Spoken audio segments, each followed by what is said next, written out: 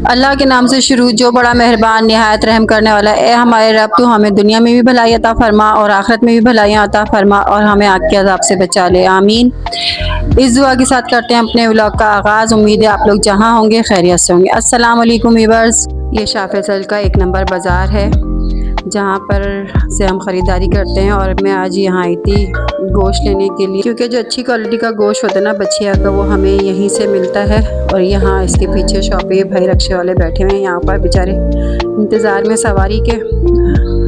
अभी मैं जाती हूँ उस शॉप पर क्योंकि मुझे हड्डी वाला गोश्त चाहिए, तो वो मुझे उस सामने वाली शॉप से मिल जाएगा। और ये फ्रूट वाले भाई भी खड़े हुए हैं यहाँ पर। अच्छा, इस शॉप पर मैं गई तो इतना महंगा गोश्त दे रहे थे, इनके पास हड्डी वाला था नहीं, बगैर हड्डी का गोश्त था। फिर मैं चली गई थी अंदर मेन सब्जी गली में, तो वहाँ से मैंने गोश्त ले लिया था हड्डी वाला। और ये मैं ले रही हूँ टमाटर, और टमाटर भी इतने महंगे हो रहे थे। और धनिया का मैंने पूछा तो 40 रुपए की गड्डी दे रहे थे, तो फिर वो तो मैंने ली नहीं। 1 नंबर मार्केट में जाते हैं ना हम, तो हमें सारी चीज़ें जो माशाल्लाह फ्रेश मिल जाती हैं, हर एक चीज़। वापसी में आते हुए हमें नर्सरी जाना था क्योंकि राना साहब को लेना थी अंगूर की बेल, और यहाँ मैं पता कर रही थी कि अंगूर की बेल और एलोवेरा का प्लांट जो है वो मुझे लेना था। ये जो हमारी तरफ बनी हुई ना नर्सरी बहुत खूबसूरत है, 2 नर्सरियाँ हैं यहाँ पर। तो ये देखें कितनी खूबसूरत नर्सरी है। भाई से मैं पूछ रही थी कि ये दोनों प्लांट आपके पास हैं या नहीं, पर वो कहने लगे जो यहाँ जो सेल करते ना वो गए हुए हैं, तो इसलिए हमने अपना प्रोग्राम पोस्टपोन कर दिया और हम आ गए घर की तरफ वापस। ये फिर भी मैं आपको व्यू दिखा देती हूँ। माशाल्लाह बहुत खूबसूरत नर्सरी है। इंशाल्लाह इसका मैं फुल विज़िट आपको किसी दिन ज़रूर करवाऊँगी किसी अगले ब्लॉग में।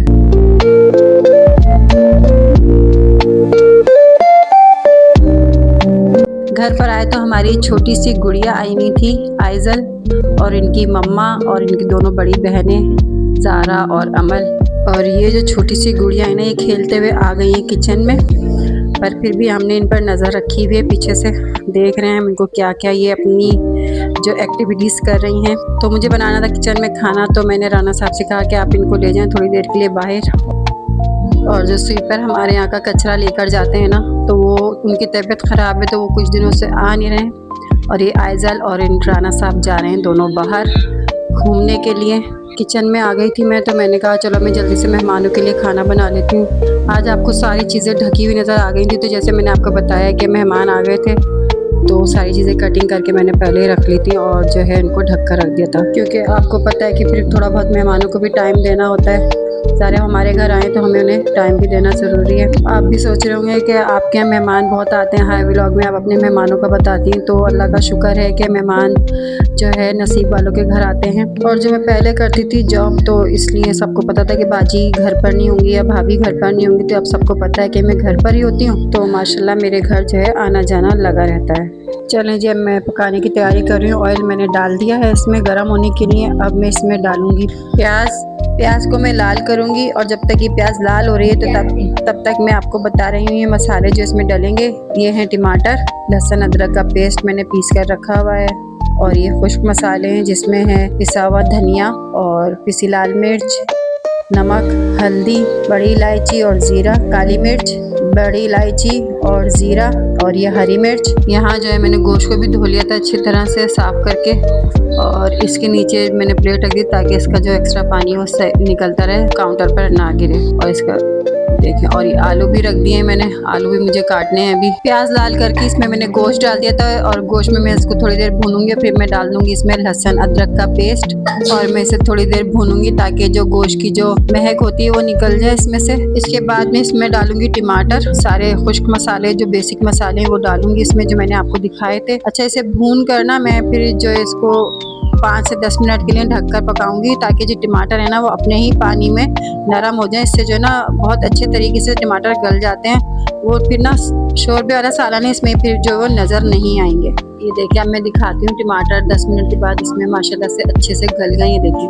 अभी टमाटरों को मैं इसको हल्के से मैश करूँगी, और इसके बाद मैं इसमें डाल दूँगी पानी जितना हमें गोश्त गलाने के लिए चाहिए होगा। अब मैं इसको इतनी देर के लिए ढक दूँगी जब तक गोश्त गलेगा। तकरीबन 20 से 25 मिनट बाद मैं इसको देखूँगी कि गोश्त हमारा इंशाल्लाह गल जाएगा। तो यहाँ मुझे एक छोटी सी बात अपने पाकिस्तानी बहन भाइयों से करनी थी कि अल्लाह का इतना अज़ाब, इतना गुस्सा अल्लाह हमें दिखा रहा है, पर हम लोगों को फिर भी अकल नहीं आ रही। बस एक इतनी रिक्वेस्ट करनी है कि जो जैसे हालात है ना उसमें अल्लाह से हमें माफ़ी मांगनी चाहिए। कल रात को जो है ना हमारे पूरे एरिया में ना लाइट ना होने की वजह से पानी सबके घरों में तकरीबन ख़त्म हुई, तो सब पानी जो है पीने के लिए ख़रीद कर ला रहे थे। तो हमारे सामने घर के सामने वाली जो शॉप है वहाँ पे जो है पानी ख़त्म हो गया था। तो उन्होंने कहा कि अब भाई आप आगे से जाके लेकर आ जाओ, शॉप पे से पानी आपको मिल जाएगा। तो वो दे रहे थे 70 रुपये की, और जहाँ से मेरे हस्बैंड लेकर आए वो उन्होंने दी 90 रुपये। तो कहने का मकसद ये है कि खुदारा इस चीज़ को कंट्रोल करें, जिस चीज़ का सीज़न होता है उसे ना महंगी क्या करें, या कोई मुश्किल वक्त में ऐसी चीज़ों को ना महंगा क्या करें। आप लोग अल्लाह से दुआ है कि अल्लाह ताला हम सबको हिदायत दे।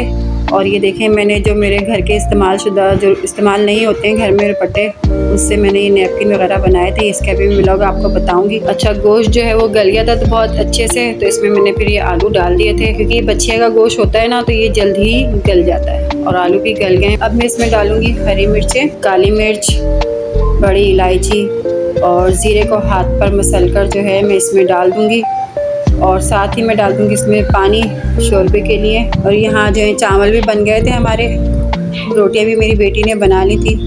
और अब मैं दिखाती हूँ सालन आपको। माशाल्लाह से देखें ज़बरदस्त इसका शोरबा बना है, ये मैं आपको डिश आउट करके दिखाती हूँ। और देखिए माशाल्लाह आलू भी और गोश्त भी हमारा अच्छे से गल गया है। चले जी, मैंने इसको हरे धनिया से गार्निश किया। यहाँ हमारे चावल और चपाती सब तैयार हो गया। इसके साथ ही हम करते हैं व्लॉग का अख्तिताम। लाइक करें, शेयर करें, कमेंट्स करें। अल्लाह हाफिज़।